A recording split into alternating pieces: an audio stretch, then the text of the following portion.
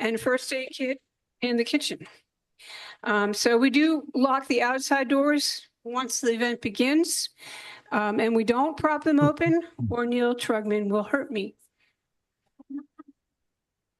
So if you need to go out, just let somebody know who has a tag on or me, and we'll just come out and wait for you to come back in.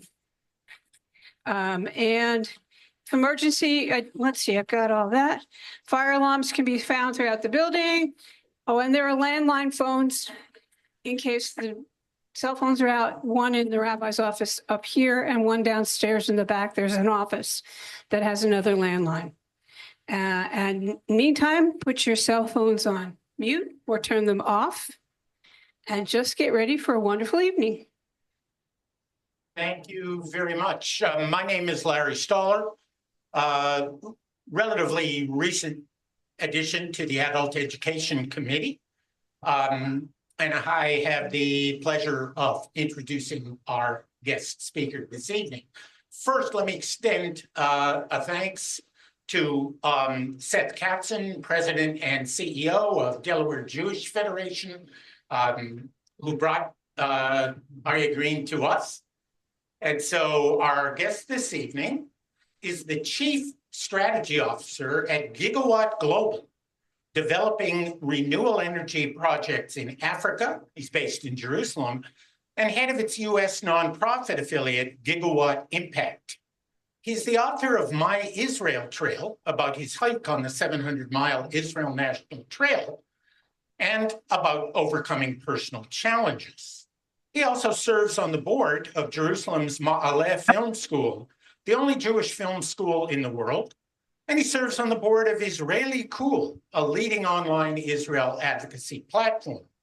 His new book, Finding Peace in the Promised Land, offers a radically different approach to resolving the Arab-Israeli conflict, and it's slated for publication by the end of the year.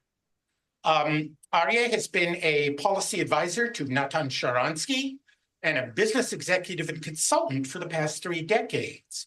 He continues to be active in promoting freedom and democracy in the Middle East and supporting Israel's public diplomacy, including serving as a briefing officer in the IDF spokesman's unit. He was co-founder and director of Media Central, a Jerusalem-based project of honest reporting, providing services for the foreign media in Israel, serving there for over a decade. He was born in Washington, D.C., a descendant of one of the first Jewish families in North America, a family that arrived in 1690. He grew up in San Francisco, went to UC Berkeley, and has lived in Israel for the past 40 years. He holds a BA in psychology from the University of California at Berkeley, an MA in international relations from Hebrew University, and a master's in business management from Boston University and Ben-Gurion University. Aryeh was married in 2015 to Miriam, and they live in Beit Shemesh, House of the Rising Sun in loose translation. Between them, they have 9 children and 9 grandchildren. When not playing with his grandchildren, aside from hiking all over Israel or talking about it, and when not promoting renewable energy and accuracy in the media, Aryeh grows grapes and makes wine. So welcome on behalf of Seaside Jewish community, and thank you very much.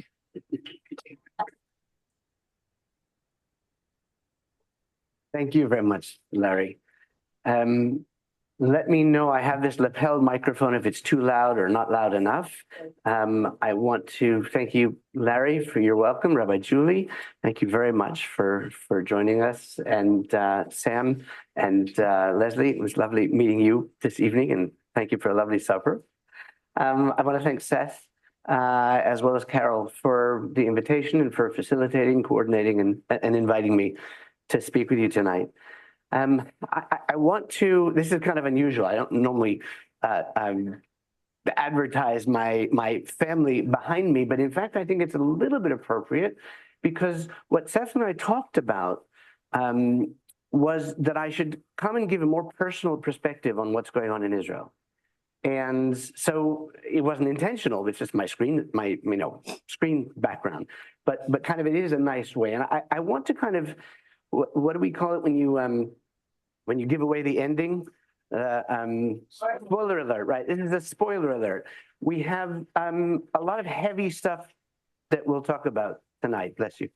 And yet, I promise you, there will be a positive and more uplifting element after we get through the heavy stuff. And I think that's important to at least let you know, because in the midst of a 30-minute presentation and discussion, it can feel a bit heavy, and that's okay, because that's part of our reality today. But I want to thank you for coming today. I understand that tonight this is either the first or one of the first times that we've had a gathering with somebody coming from outside or abroad, at least this year, and I'm certainly very honored and privileged to have been chosen for that honor. And so thank you again. These are challenging times, and I think we all recognize that these are challenging times. And in fact, one of the elements of this kind of personal perspective on what's going on in Israel is that nowadays in Israel, for the last year and a half, since October 7th, it is literally impossible to casually ask somebody, how are you? The most simple interaction with strangers on a bus, or with colleagues in the office, or with friends on the street, or in shul on Shabbat, to say, so how you doing? And the answer invariably is, all things considered, thank God. I mean, I can't complain, considering the amount of pain and suffering that so many are experiencing in Israel.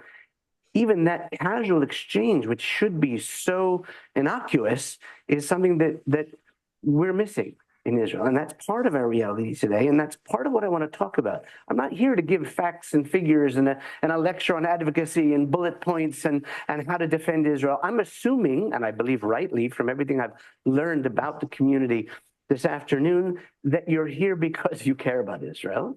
You're here because you accept Israel's legitimacy and our right to defend ourselves, etc. And even with our internal debates, which we'll talk about in a little bit, as to policy issues, whether it's how we should carry out in Israel our defensive military operations, or here in America, which policies to support, or there in Israel, which policies outside the war effort to support. In spite of those disagreements, the divisions, the debates, we recognize Israel has a legitimacy, a right to exist, and a right to defend ourselves.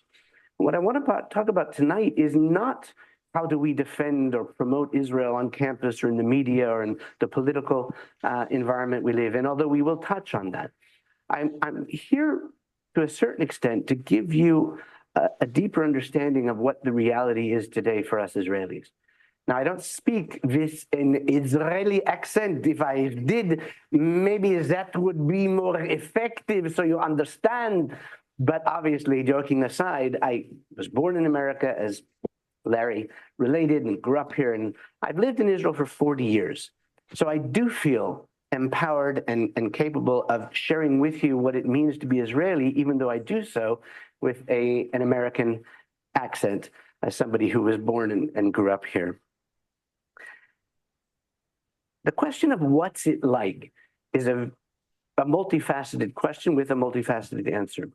But what I feel is that one way of experiencing or understanding what virtually all Israelis feel today is through a music video that's been very popular over the last year or so, which basically takes a poem by Asaf Perry, put to music by Hatikva Sheish, which is a popular singer band in Israel, and then augmented with artificial intelligence, with imagery, which I think can give you a feel of what it's like to be Israeli today. And I want to say two things as a caveat.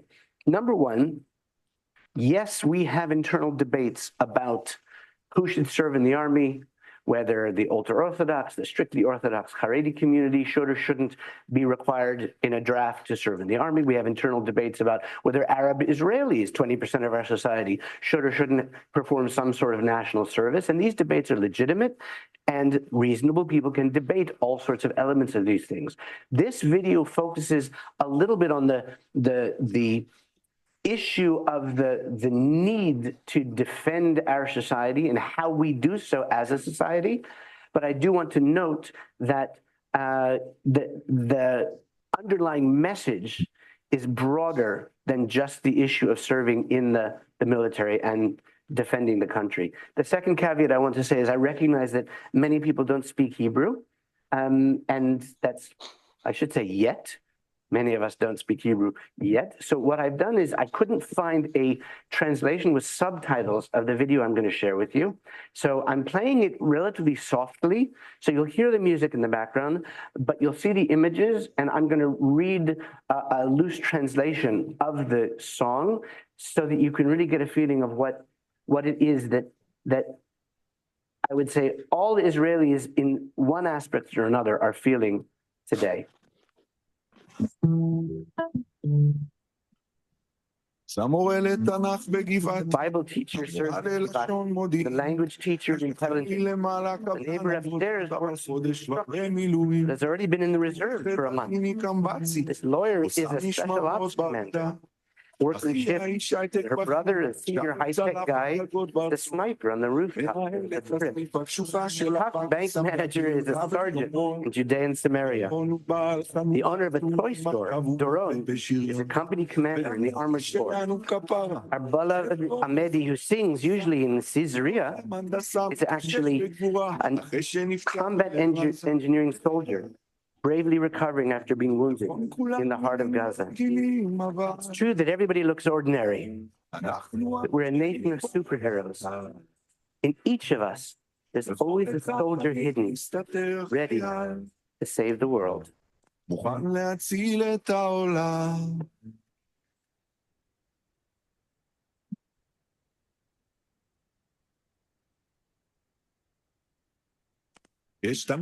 bus driver from Dan, the bus cooperative, the one who's always on time, is now the commander of an artillery battery in the south, next to near Am.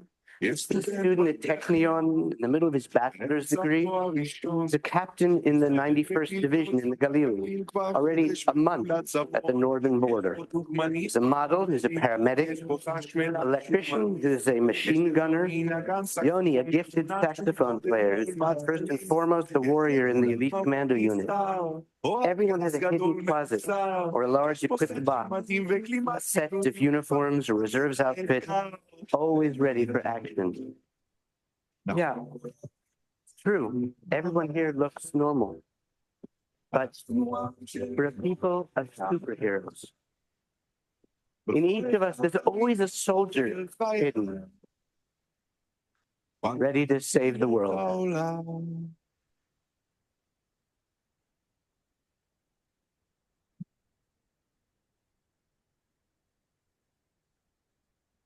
It doesn't matter if we're in the middle of living life or in the middle of a soccer game. Everyone would drop everything in a second if the flag falls out to them. It's not a parallel universe, not a Marvel reality. This is our nation, our story, the people of Israel. This is our story, the nation of Israel. It's true. Everyone looks normal. But we're a nation of superheroes. In each of us, there's always a soldier hidden, ready to save the world.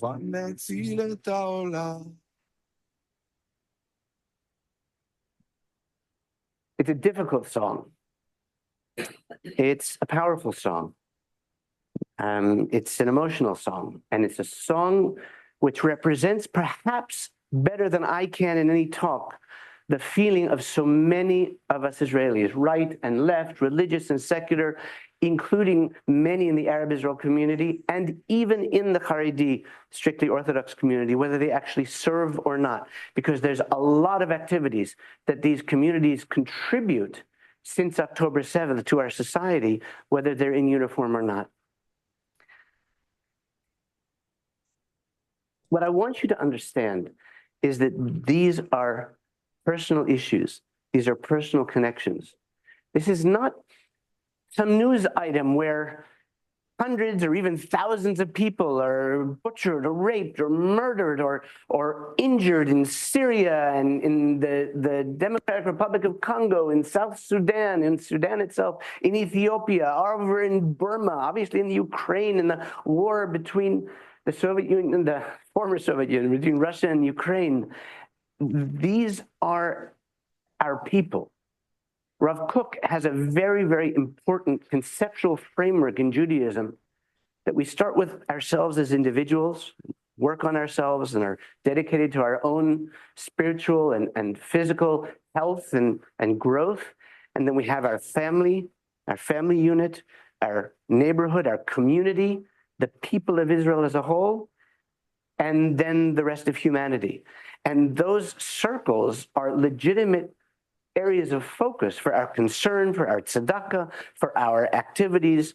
And within that context, although I believe we all share a certain pain for the death and injury and suffering going on all over the world, we have a special place, which is natural as human beings, for our own people. And one of the reasons for that is that it's not just a statement about we are a people, we're all united. In Israel, we are talking about our families. We're talking about our either literal families or friends of my kids, kids of my friends, my neighbor up the street, my friend Dan, who actually was the real estate agent who sold me my second house in Beit Shemesh 20 years ago. His son Lior with his wife Liav. His son Lior went off to fight in Gaza and was killed. And Liav, who's a school friend of my daughters from elementary school, Liav gave birth 2 months later to their daughter Shaked. These are not just names, not even those of us who care about, and of course I believe we all care about the hostages, of course, who are still held, who were held. They're not just names on faces on a poster. They're not just names, the Bibas family or Hirsch or others that obviously we as an American Jewish community have focused on, and legitimately so. Because adopting a particular individual or particular family like the Bibas babies made it more real. But what I'm trying to share with you is that for us Israelis, there is no exercise needed to make it real. These are our sons and daughters. These are our sisters and brothers, our mothers and fathers, our aunts and uncles, nieces and nephews, and as I said, our friends' kids and our kids' friends. One of my closest friends' son was injured in the first week of the war. The principal of our children's day school in Beit Shemesh lost his son in the war, somebody who I was relatively close with. This is a real connection. And one of the elements to understand about these connections, I think, to bring it even closer to home for all of us, for you as American Jews, for all of us as part of the Jewish people, is that the truth is that we're all one family. It's not just a marketing slogan that UJA, I was growing up, we are one. Abraham and Isaac and Jacob were a family dynasty. Abraham Avinu had a son named Isaac, who had a son named Jacob. Jacob his name was changed to Israel, and his children were known as the children of Israel. And we became a people, a nation, as described in the story of the Exodus, when we left Egypt. And forged in the pain and suffering of the slavery of Egypt, we turned from a family, which became a tribe and a clan, which became a nation, a people. But we've never lost that family connection. We've never lost that sense of mishpacha, that sense that we are connected in some way. And that's what's happening now in Israel. That's how October 7th has affected Israel. What does that mean? What does it mean within the context of the larger picture? What does it mean in terms of the emotion and the policy? That's the second element that I want to share with you.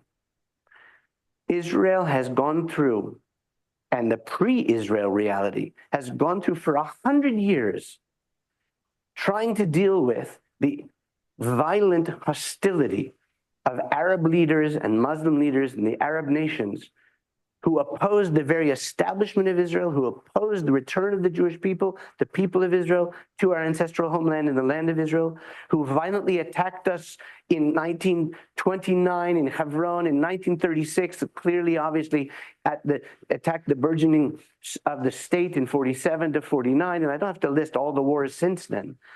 The people of Israel as a people, represented by our government, have pursued peace with our neighbors, those who identify as Palestinians and the wider Arab and Muslim world, for the last 75 to 100 years. October 7th has changed something in the perception and the appreciation of reality in Israel. And what I want you to understand here is that we're not talking politics.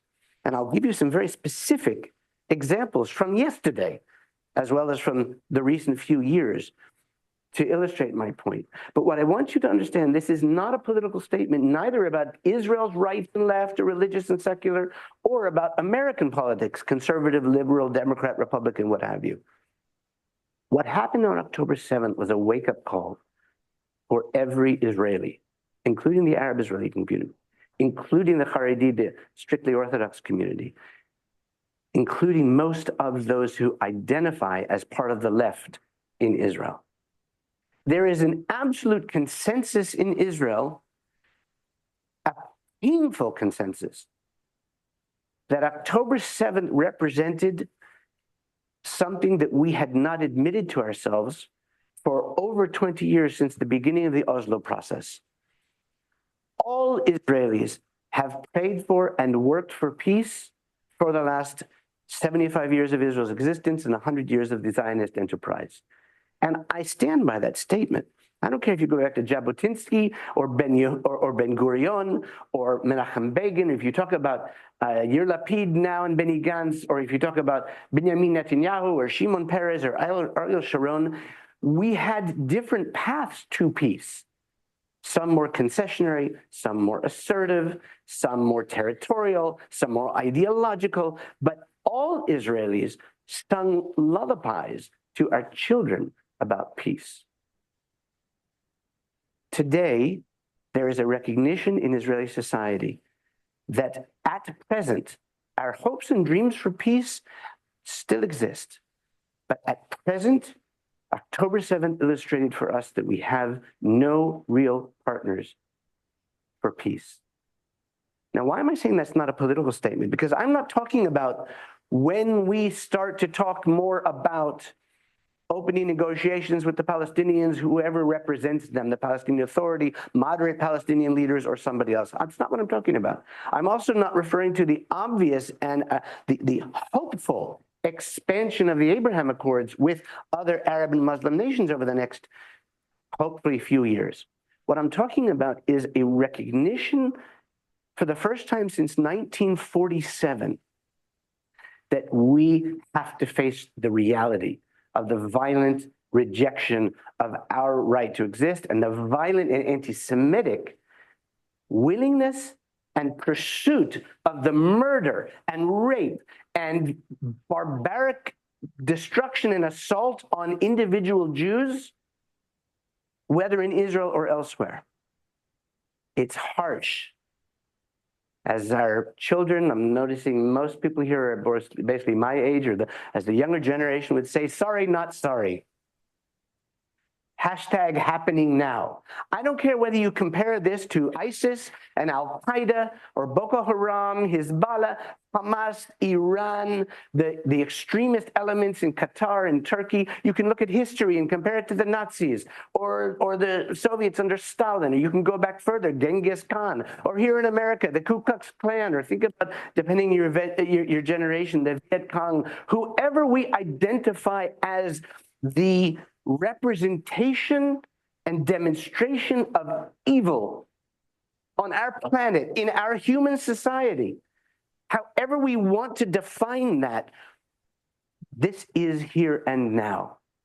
You may not know that there were only 1,000 Hamas fighters, terrorists, who attacked Israel on the morning of October 7th.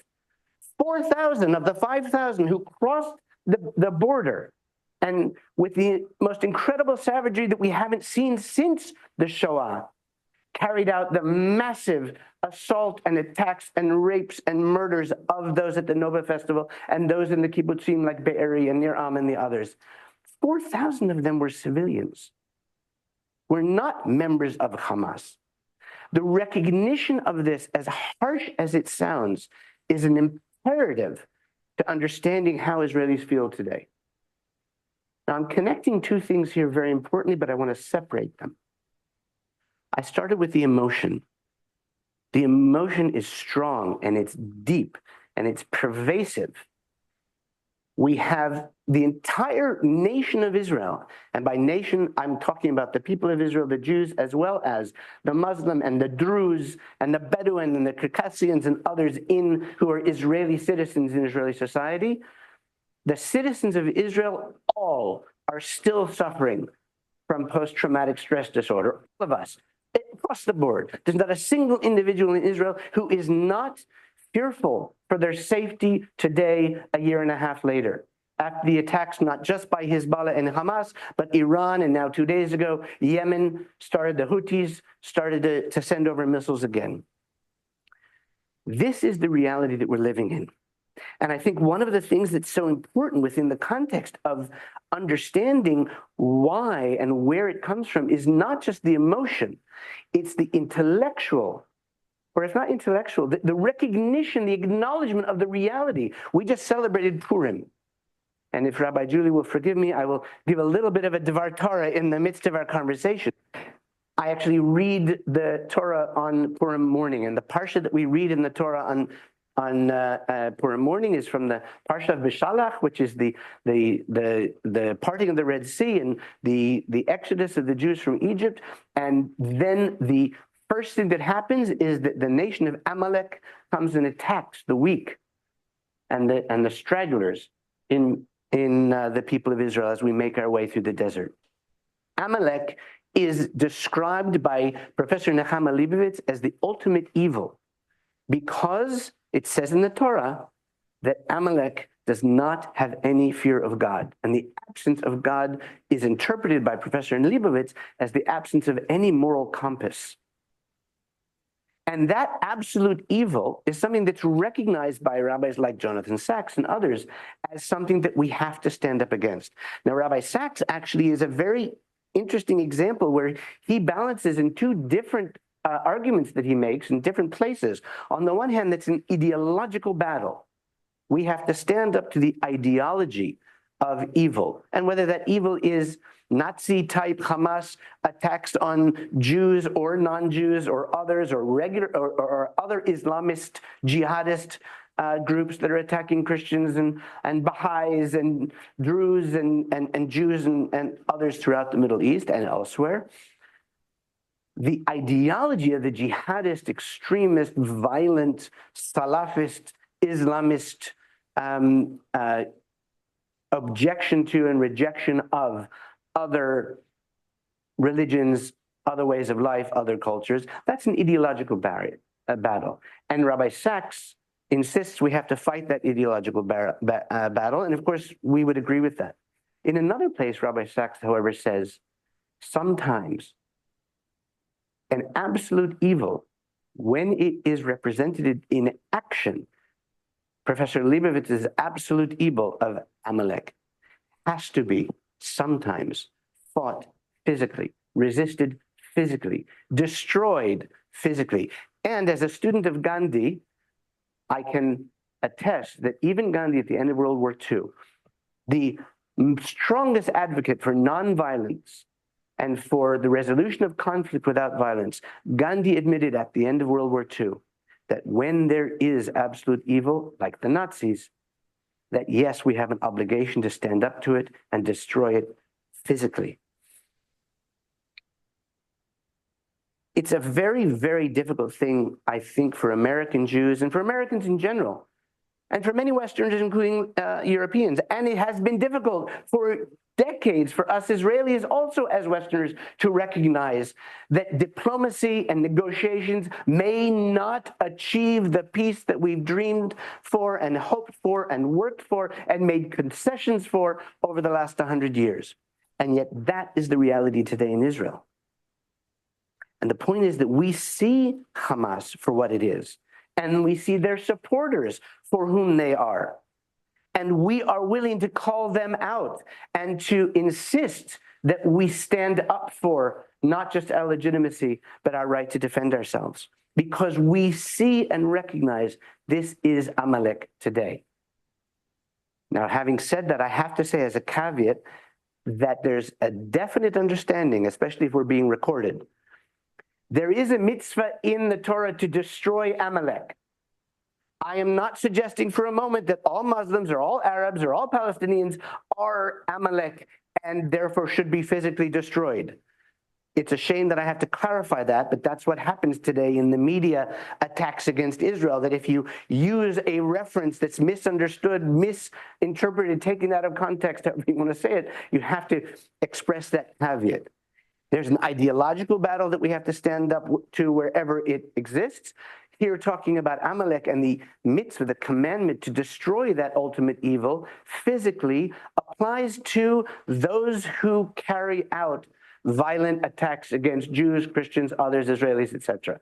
That as a caveat, I want to share with you why I say all of Israel agrees to this. Because I'm sure some of you sitting with us today, and when we get to the conversation part of the evening, you're welcome to argue with me or ask me for clarifications or what have you. Some of you may feel that I'm being too passionate, too aggressive. I'm being too simplistic in saying that all Israelis feel that we have to get out there and defend ourselves and destroy Hamas. But here's the bottom line. The heads of the opposition, and for the record, you can be in favor of Bibi Netanyahu and the coalition that he is running the government, and you can be opposed to Bibi Netanyahu and the coalition government that we have today. You can be a supporter of Benny Gantz and Yair Lapid or Naftali Bennett or Meretz or Labor, just as here in America, you can be a supporter of right or left and still recognize the realities that exist and have reasonable debates over policy issues. The important thing to recognize about Israel is this. Since October 7th, not a single leader of the opposition has opposed in any way the dual goals, stated goals of the IDF and the government pursued after October 7th, to free the hostages and destroy Hamas. The internal debates we have in Israel, and they are vociferous, and they were about judicial reform, and they are about the drafting of the strictly Orthodox community, and certainly about how we carry out our defensive military operations in this war.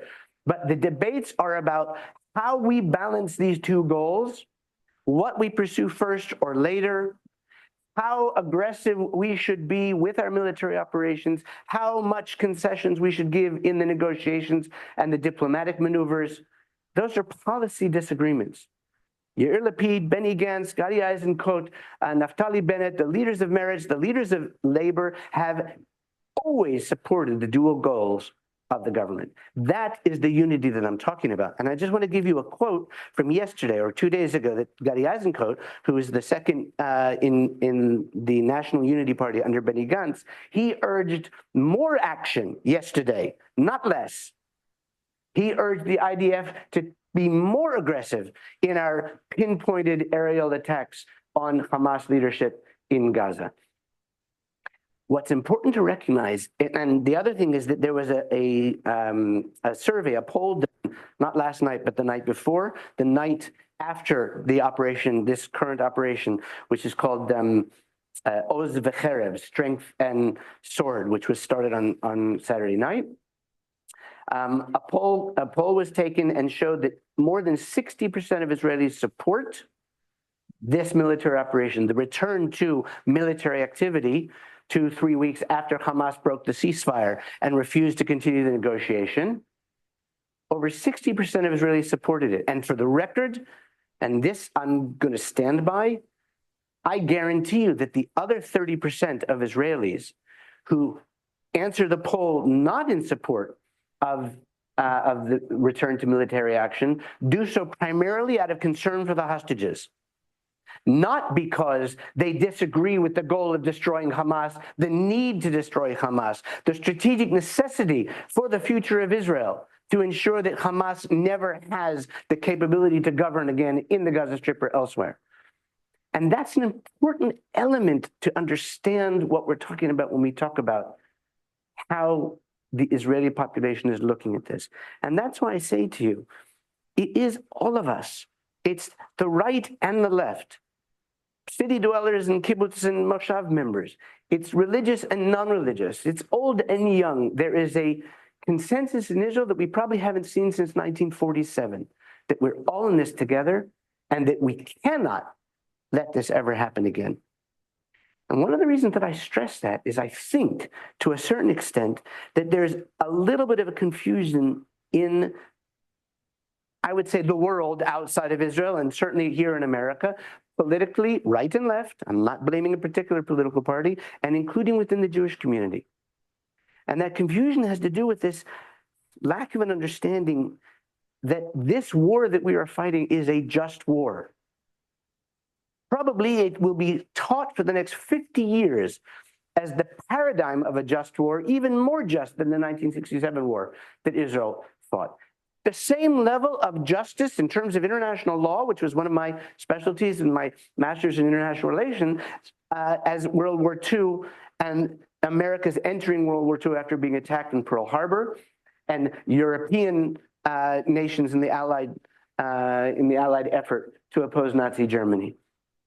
More than that, we Israelis know something that somehow is missed by the world's media, by the world's political leadership, by the UN leadership, by European countries' leadership, and unfortunately by many in American political leadership as well. Of course, also cultural leaders and others. And that this is not just a just war.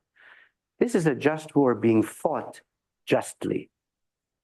Yesterday, Prime Minister Netanyahu made a speech on video in English, which was translated into Hebrew and sent around by messages to the citizens of Gaza, begging the citizens of Gaza around Gaza City and Khan Yunis, Gaza in the north and Khan Yunis in the south, to move west towards the coast because we were carrying out these targeted strikes against Hamas leaders and we want to minimize civilian casualties. This is something that every Israeli, as recognized in the video that we saw, is crucially aware of, because these are our sons and daughters and husbands and wives, etc., who are serving in the IDF. That's not to say that there aren't, obviously, occasional lapses in either moral behavior or activities that are carried out that go against both the ethics and the actual written code of ethics for the IDF or the ethics and values of our society. Of course there are. And they are investigated and punished as they should be, as they are here in America and other Western nations. We're talking about the strategic goals of a government which is democratic, the strategic goals of the IDF, which is the most moral and ethical fighting force in the history of warfare. Not my words, the words of Colonel Richard Kemp, who was the commander of British forces in Afghanistan. And we're talking about the behavior of the society that we live in. You haven't seen attacks by Jews in Israel on Arab Muslims in the street as some sort of revenge or some sort of reaction to October 7th. We haven't seen that. And I think that that's why when I say to you, sorry, not sorry, I'm acknowledging the harshness of what I'm sharing with you, but I'm insisting that you as American Jews understand that that's the reality now in Israel. And I was making a distinction between the emotional aspects and the more acknowledgement of the reality on the ground. And it's very important to recognize, because there's some commentators who talk about that Israel's war against Hamas, they call it war against Gaza. It's not, it's against Hamas, but they call it Netanyahu's revenge. This has nothing to do with revenge. This has to do with preventing this from ever happening in the future and preventing Hamas from continuing any sort of governing role there. That is our harsh reality. Having said that, it's a way of saying no more. And by the way, just two kind of additional elements that I want to share with you, and then we'll kind of ask the question, so where does that leave us? One element is, I don't think you probably have read this, because I haven't seen it in the New York Times or the BBC or the Washington Post. But Israel's intelligence, and you see this reported in the Israeli press, discovered two very important realities as we started this military operation now on Saturday night. Number one, that Hamas has built up its force again, 25,000 fighters. We all know that Hamas continued to dig more tunnels and to reinforce their tunnels in different kinds of defensive areas, and that they continue to train and arm children to stand up to what they call the Israeli conquerors or what have you. Islamic Jihad has 10 or 15,000 fighters, I think 10,000 at this point. In addition to that, we discovered plans for another attack on Israel, planned for Pesach. When I say this is happening now, when I say that Israel has a consensus to insist that we not allow this to ever happen again, that's what we're talking about. That's the reality that we're facing. And just for the record, and I'm sorry to have to say this, I spent 10 years working, as Larry mentioned, with the foreign press in Jerusalem. When you look at the way the BBC and the Associated Press, including the Washington Post, and others reported the re-engagement, the return to military activities by Israel, they didn't report that Hamas broke the ceasefire by not agreeing to release the hostages as originally intended and agreed in the ceasefire, and by not agreeing to continue the negotiation, and by not agreeing to the proposals made by the American and other mediators. Hamas broke the ceasefire, but you don't read that in the headlines or the stories in the BBC or the New York Times. What you read is that Israel broke the ceasefire Saturday night by their aerial operations in Gaza. There is something sick as in ill, as in wrong, as in completely unacceptable in the way that the leadership of so much of the world has turned the victim into the aggressor and the aggressor into the victim. This has often been true over the last 100 years. But today, in the last year and a half, it has been terribly disappointing. And it's one of the things that feeds into this consensus in Israel today, because we feel that the world, including the UN leadership and the International Criminal Court and the leadership of Europe, and unfortunately too many of the leadership even here in America, cultural leaders, academic institutions, clearly, as well as political leadership, are literally ignoring the truth that we know and that we have suffered literally in our very bodies. And that's another contribution to this consensus in Israel. So where does that leave us? It leaves us in pain. It leaves us with a recognition that there are people like my daughter's friend Liav, who will raise her daughter Shaked without her husband Lior.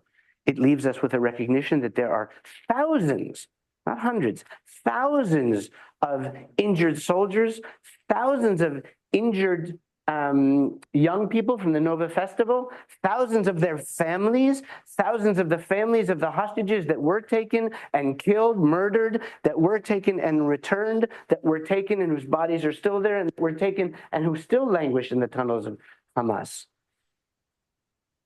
It leaves us with the pain and anguish of that reality, which is continuing today. It leaves us yet with still hope.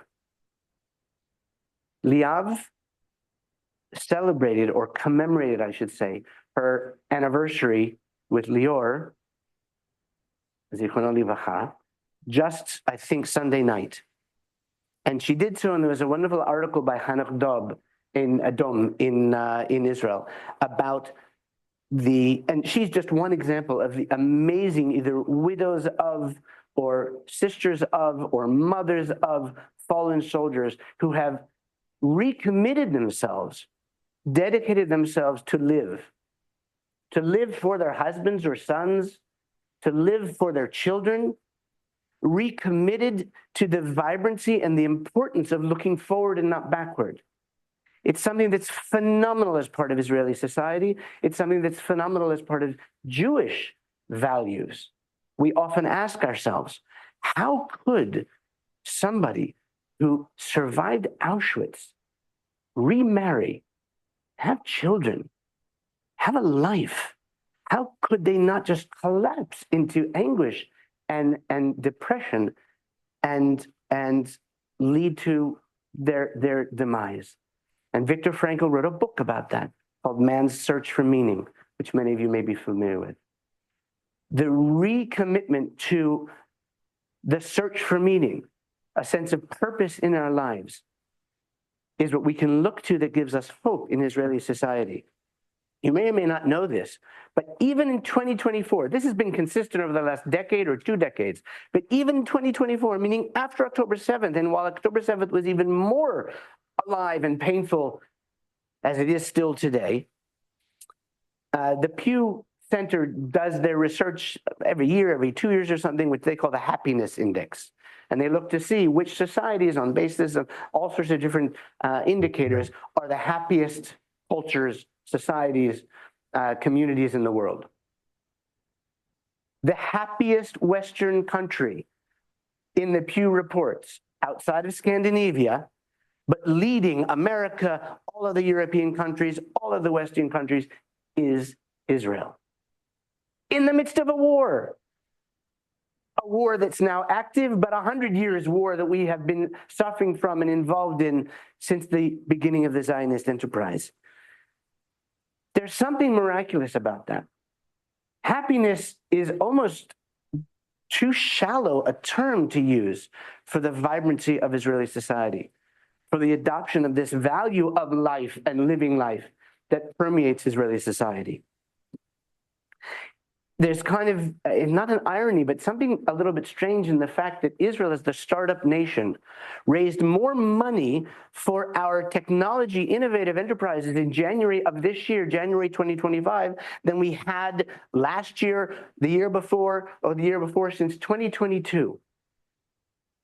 Those kind of indicators of the success and the forward-looking elements of Israeli society are incredibly important to recognize when we look towards the future and ask, so what does this mean for us? Israel's a leader in providing aid to developing countries and to countries or areas that are in distress after floods or earthquakes or what have you.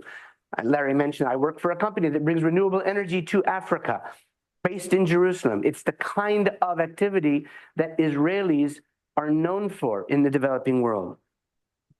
Israel is constantly looking to make peace. I can't tell you which Muslim countries, but about half a dozen countries are seeking to join the Abraham Accords. And I have personal experience because our company is negotiating building solar fields in these countries as part of the movement towards them joining the Abraham Accords.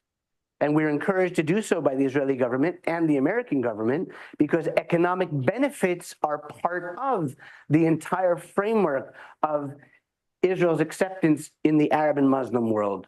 And we move forward with that even in the midst of our military campaign.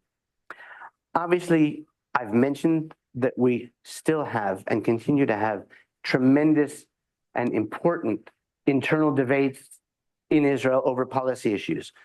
Today's Wednesday, tonight, I didn't see any pictures as we came here, but there were demonstrations planned for tonight in Tel Aviv, in Jerusalem. Some 30, 40,000 people, I did read, came and demonstrated. What are they demonstrating for? Fascinating question, by the way. Some people come out because they're just anti-Netanyahu and they're against this government. Some people came out because they're angry and against the right of center party led by Itamar Gvir rejoining the coalition. Some people are coming out because they feel that we shouldn't be attacking Gaza. They're more concerned about Gazan civilians.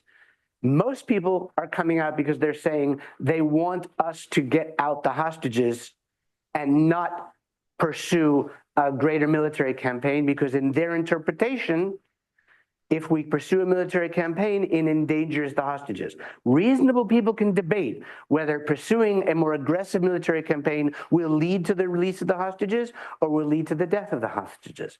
Whether negotiations will lead to the release of hostages or lead to the death of hostages or further suffering. Reasonable people can debate whether we should negotiate at all, or whether a reasonable strategic policy for the state of Israel is to recognize, as harsh as it is to even articulate this, that those hostages' lives may have to be sacrificed to prevent another 1,000 or 5,000 or 10,000 deaths or injuries in the future if we negotiate and give 5,000 Palestinian terrorists who are in Israeli custody their freedom to go back to Judea and Samaria, it's otherwise known as the West Bank of the Jordan River, or to Gaza.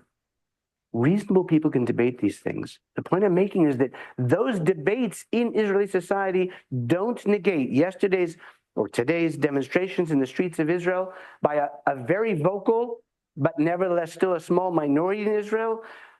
Those don't negate the representation or the recognition of the consensus that I shared with you. The truth is, it's sometimes overwhelming. It's, as I said on a radio interview last week, it's tragic and yet wonderful what's going on in Israel today. The tragedy you understand, the wonders, the miracles are some of the anecdotes that maybe I assume you have seen or read about or seen reels on social media of the incredible support that various sectors of Israeli society have given to the families of the hostages, to the families of the fallen soldiers, to the families of injured soldiers. And I'm talking about the strictly Orthodox community, I'm talking about the Arab Israel community, I'm talking about Druze, I'm talking about Christians, and of course, the wider Israeli society. We've seen television programs where a secular and a religious woman, both of whom have lost their husbands in the fighting, have come together and embraced each other, not denying that they disagree on so many fundamental issues. We've seen the same thing between right and left, even in the Knesset. Yes, Knesset members yell at each other because that's politics, and they have to promote their own agenda, and they have to show that they're opposing the government if they're in opposition, or that they are doing good things if they're in the government. But we've also seen the embrace, physical embrace, as well as ideological and emotional embrace of different sectors of Israeli society.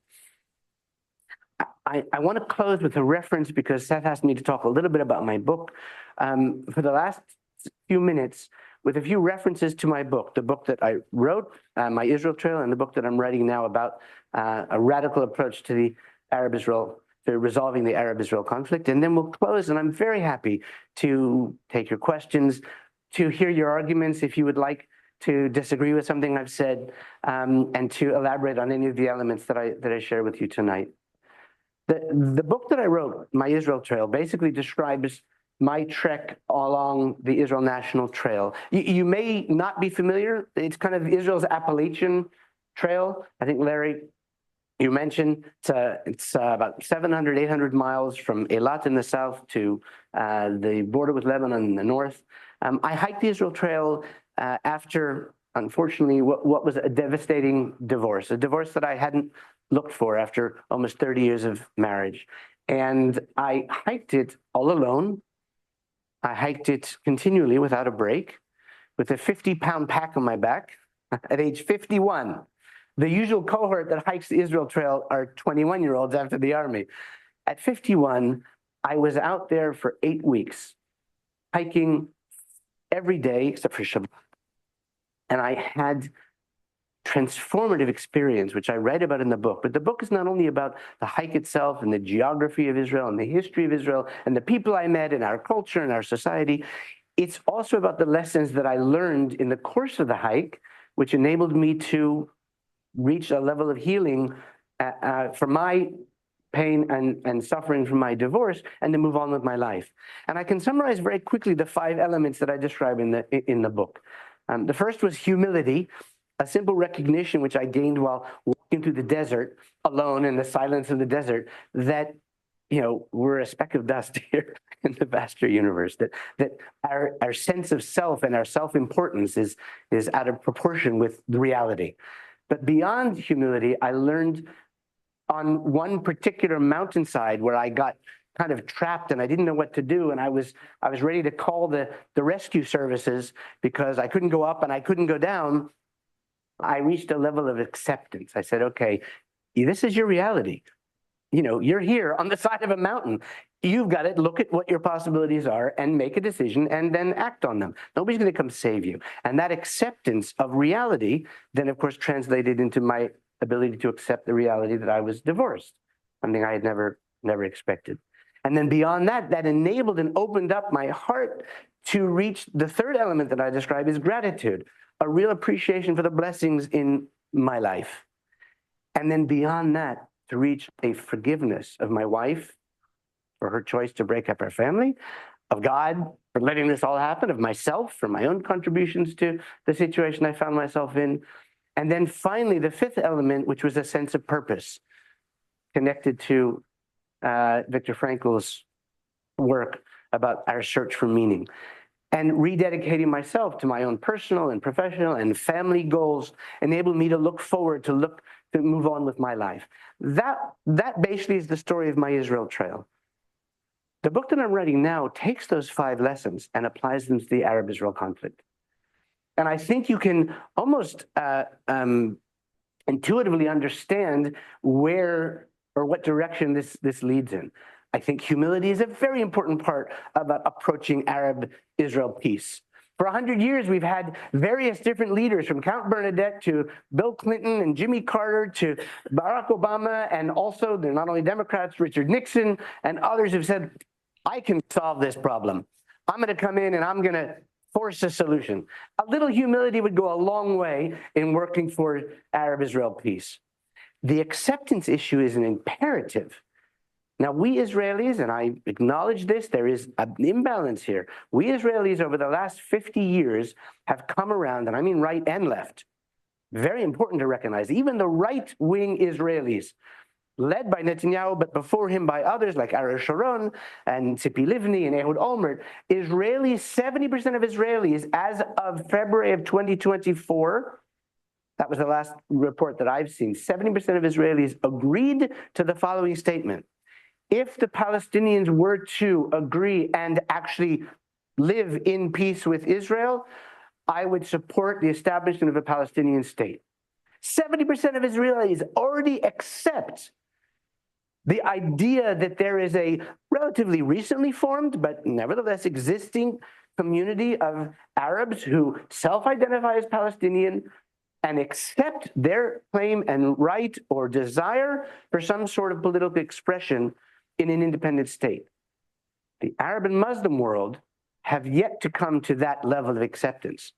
Thank God it wasn't necessarily true with Egypt and Jordan with our peace agreements with them. Those were peace agreements led by governments that had their own self-interest at heart, and we've seen in the last 10 or 20 years in Egypt and Jordan that the political echelon, the academic echelon, the religious leadership has not fomented an acceptance of Israel and the legitimacy of the return of the people of Israel to the land of Israel and the legitimacy of the state of Israel, the opposite.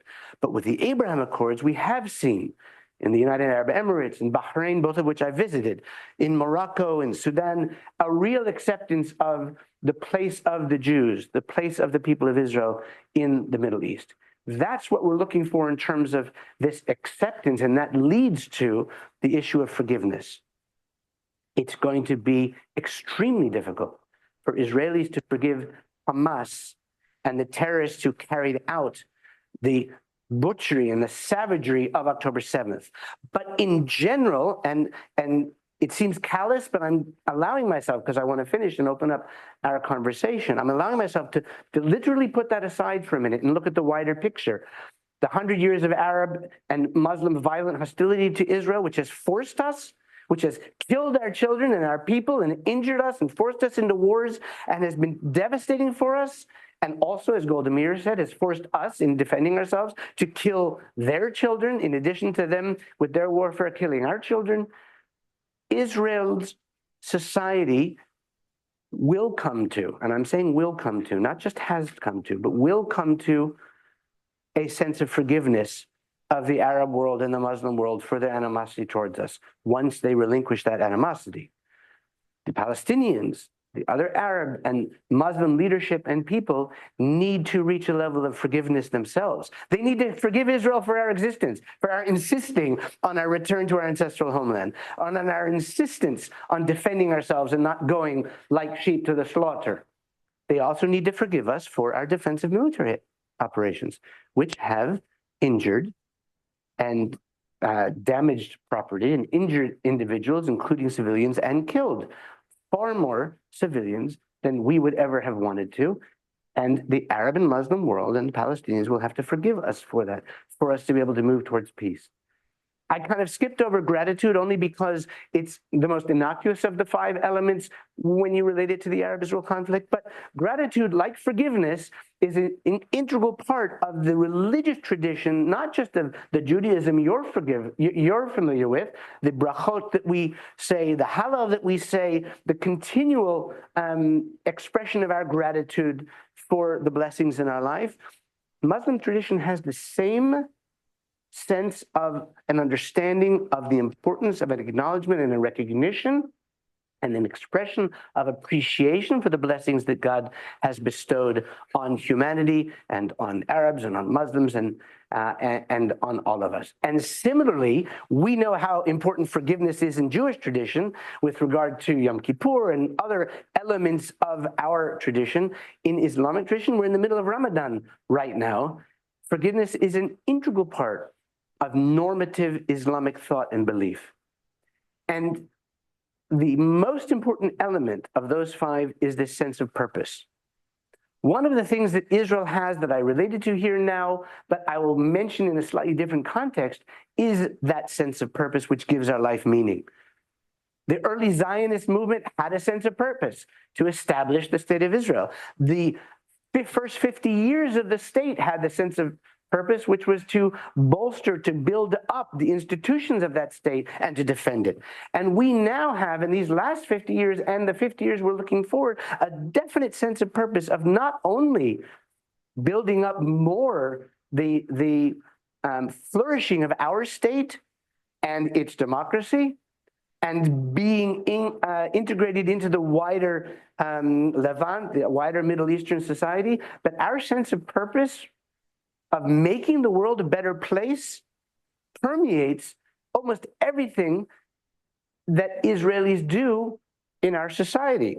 We talked about technological innovation. Of course, you're all familiar with Startup Nation and medical advances and what have you. The work that I do and that so many other groups do to try and benefit developing nations, etc. We have a defined and very well articulated and extremely deep sense of purpose, which gives our life meaning, which relates then to people like Liav looking forward instead of backwards, and which relates to the happiness index, which Israel, as we said, leads outside of Scandinavia.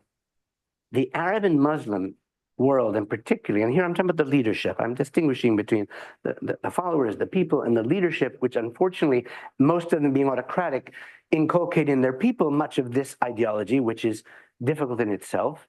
But the Arab and Muslim leadership sense of purpose cannot start and end with the destruction of the Jewish state.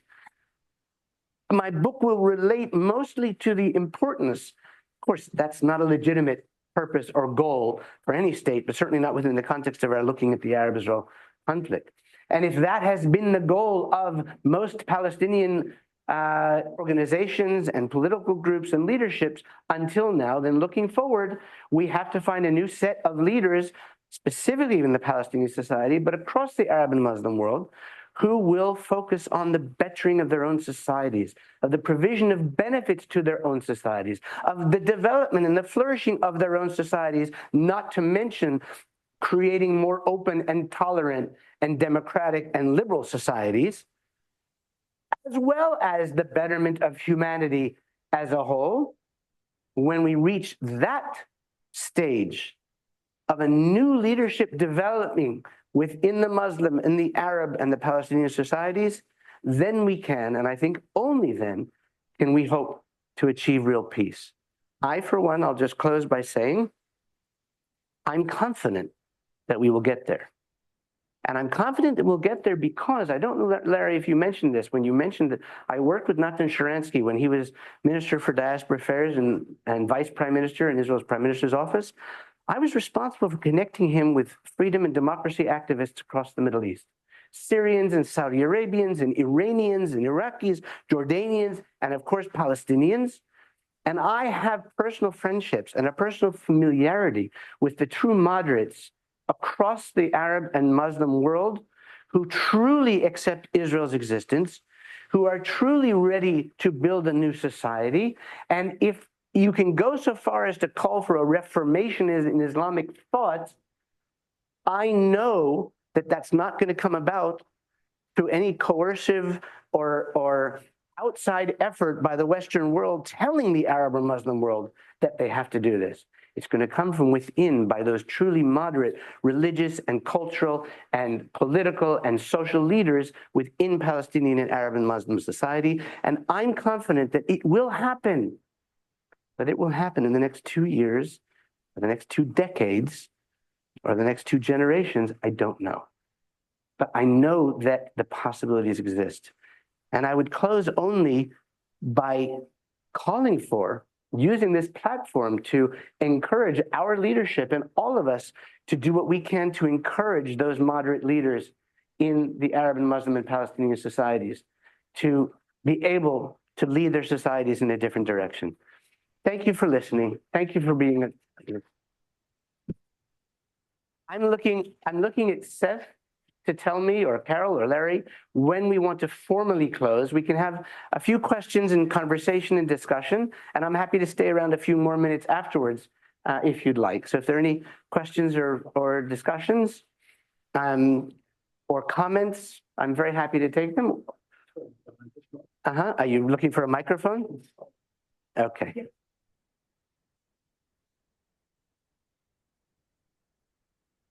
I have a question. Yeah. I need a microphone. Okay. Use the microphone. Zoom. I can repeat. I'll repeat the question. Microphones here. I can repeat the question if you want. Okay, here. Here we go. Okay. Hi, for those of you that don't know me, I'm Carol Marcus Stape. I'm the board chair of the Jewish Federation of Delaware. You talk about peace or living peacefully. How many generations do you think it will take Israel to recover from what happened on October 7th and what continues to happen? It's a fascinating question, Carol, because there's 2 ways to answer it. I said earlier that all of Israel is suffering from PTSD. On the other hand, I said, and I gave an example with Liav, but other examples are readily at hand of the healing process that already is taking place. So I think that there are 2 ways to answer that. Number 1 is it is already happening.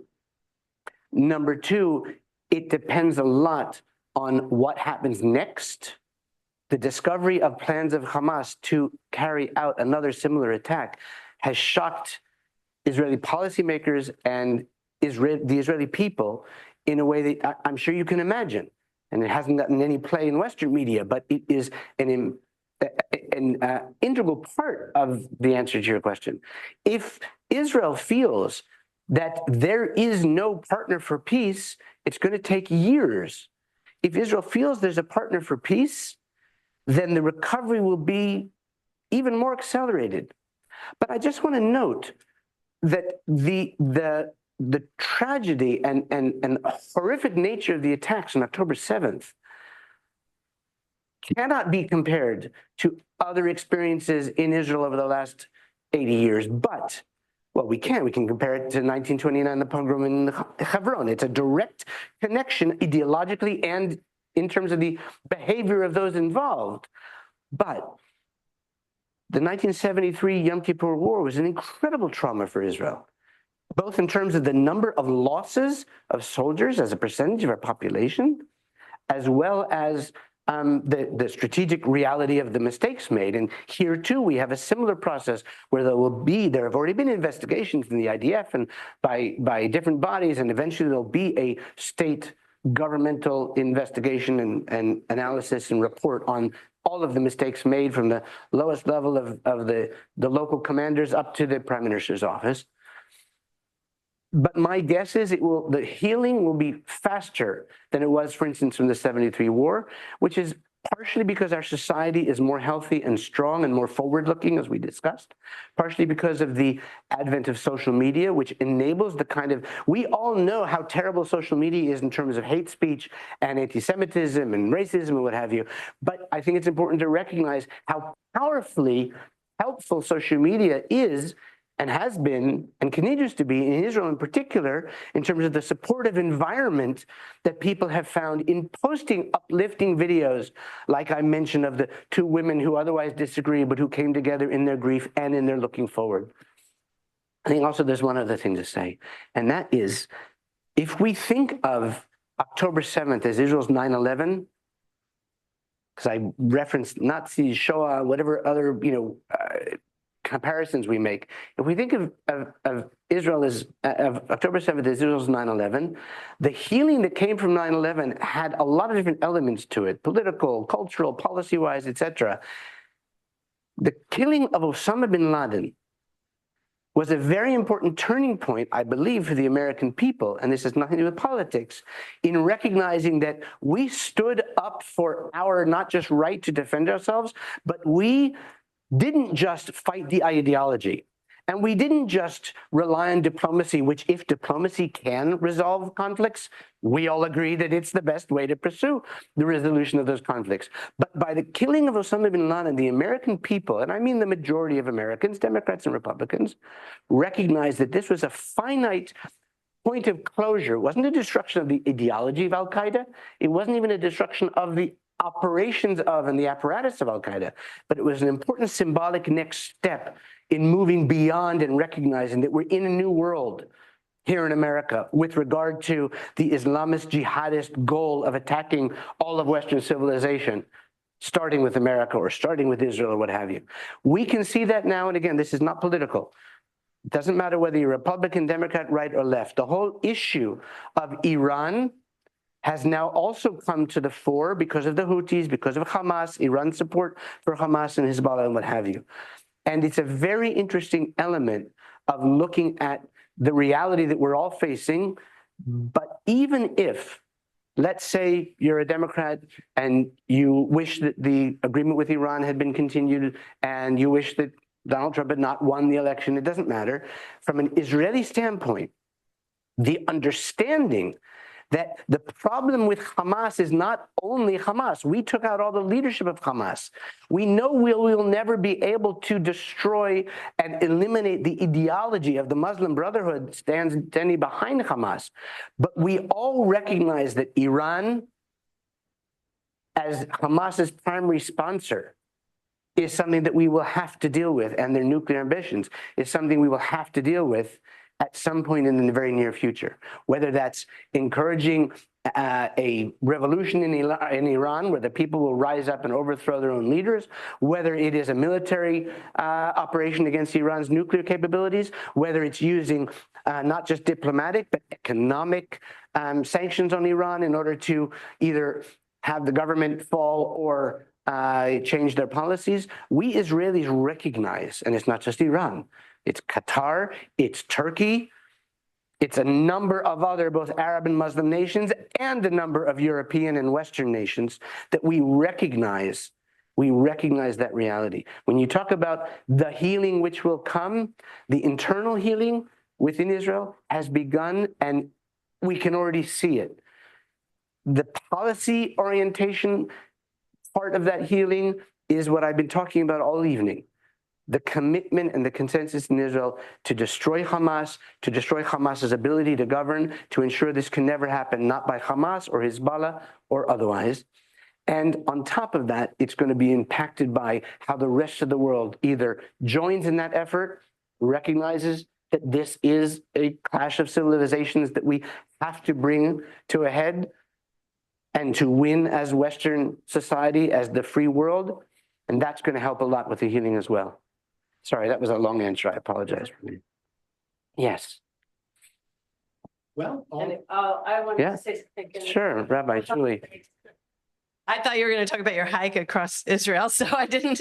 That's what we got on the press release. So I know we're going to go in this direction tonight. I wasn't totally prepared for that, but I think it is true that I just want to say something about myself, that I'm a dual citizen, and my husband's from Israel and has a very large family in Israel, and every single day I'm listening to the news. There's hours of the news from Israel playing in my house in Hebrew, which I understand. And I went Right. to college in Israel and so on, and read the Times of Israel as well as Haaretz and so on. And he's watches Channel 11 usually every day, very mainstream station. And I just feel, well, I do agree with you that I think most Israel, not 100%, but there's a big consensus about, a loss of hopefulness towards after what happened on October 7th. But I feel like, what I want, how do I want to say this? I think today, for example, we're watching TV from Israel, and I didn't see like the picture painting of everybody's, we're doing these targeted strikes right now, and everybody's behind it, except reasonable people can disagree about the techniques.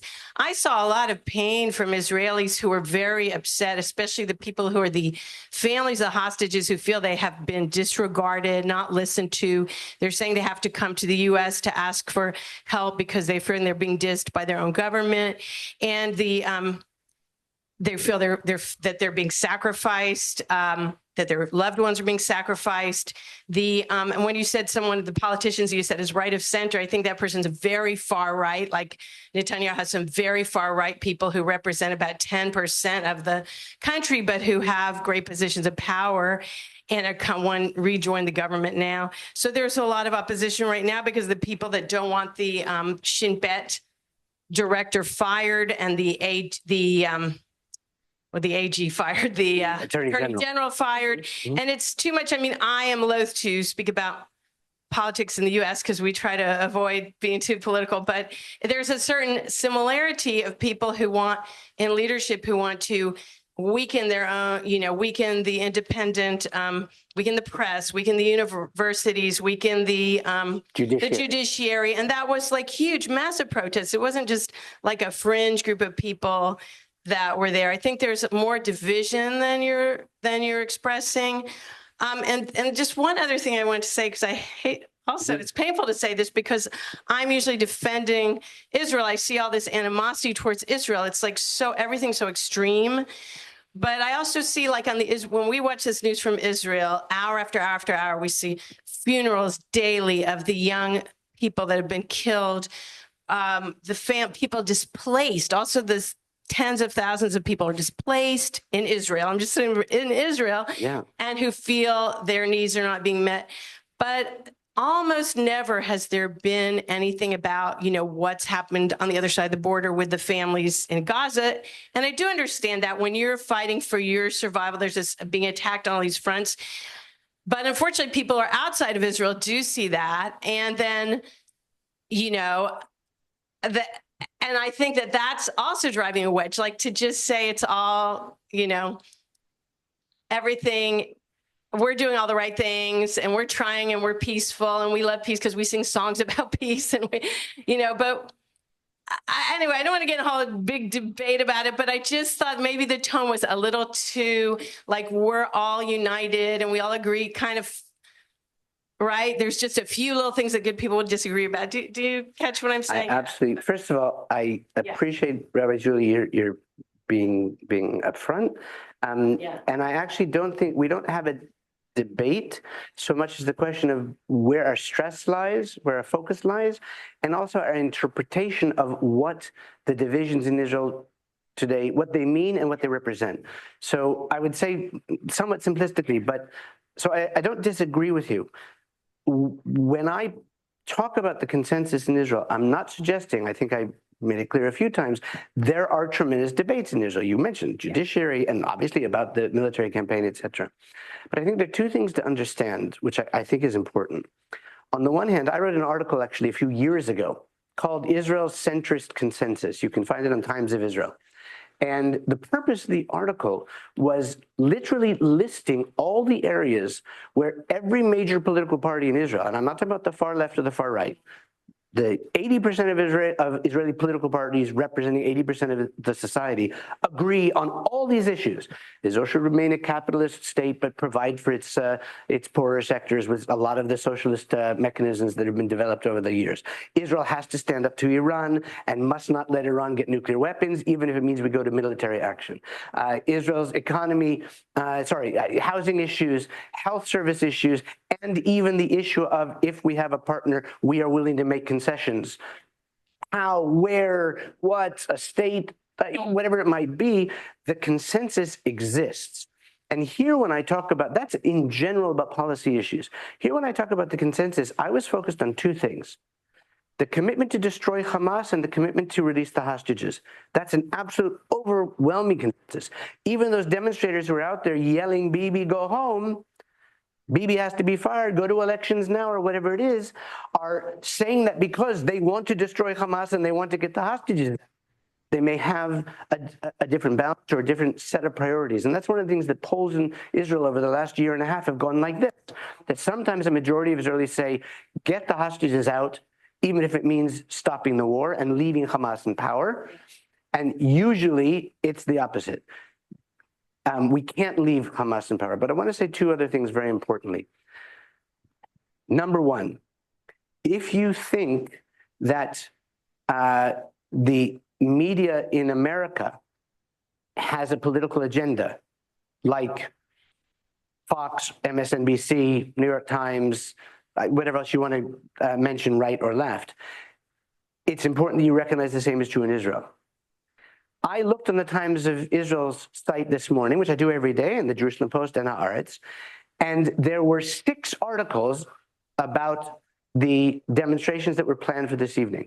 And by the time we got here today, I saw reports of 40,000 people, I believe was the number that I saw, in Tel Aviv. I want to put something in perspective, and again, I'm not arguing with you. There is a very vocal party that is not happy with the things that are happening now on all the things you mentioned, judicial reform, et cetera, the firing of the Attorney General.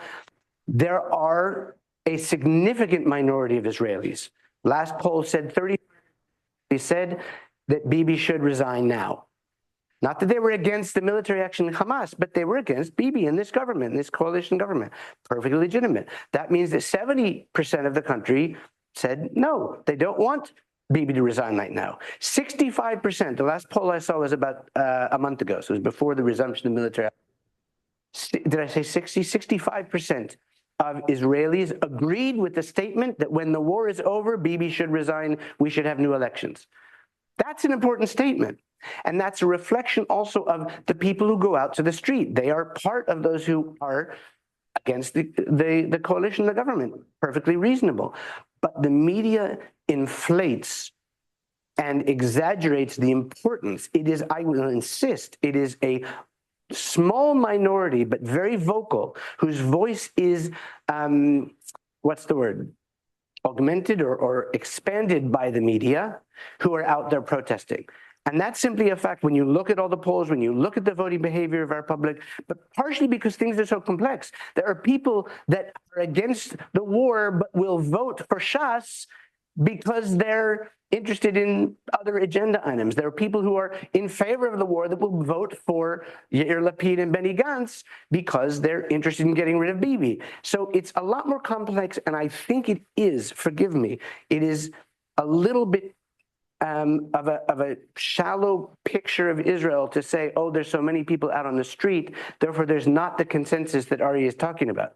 The consensus exists, and I'm kind of insisting on that, the consensus of support for the IDF, support for what we're doing in Gaza, support for getting out the hostages, and support for the military campaign. But within that consensus, there are two things that I'm recognizing that you're right about. There are those who don't agree, that's a minority, and there are those who very vocally are against the government and everything the government stands for and is doing, and their voice is unfortunately, I think, exaggerated by the media. So that's kind of a way to balance our understanding. But I'm standing here as a moderate, I used to call myself a radical centrist. I'm in the middle of the Israeli political, I work with Natan Sharansky, who is known for being neither right nor left. And it's an important thing to recognize that moderate center really reflects 60-70% of the Israeli body politic. And that's the focus of the consensus that I'm talking about. We have to finish. No, yeah, it's okay. It's 8:30. On behalf of the Seaside Jewish community, toda rabba lecha. Thank you very much. Thank you. I'm the adult Hebrew teacher, so I have to throw in a little bit. A little bit of Hebrew, absolutely. Toda rabba. Thank you very much, all of you, for Thank you your very much. involvement and for coming. Yeah. Refreshments downstairs. Okay, I'm Thank there. you so much. It's a pleasure. I'm happy to stay around and also to chat with Come on, Dave. with anybody.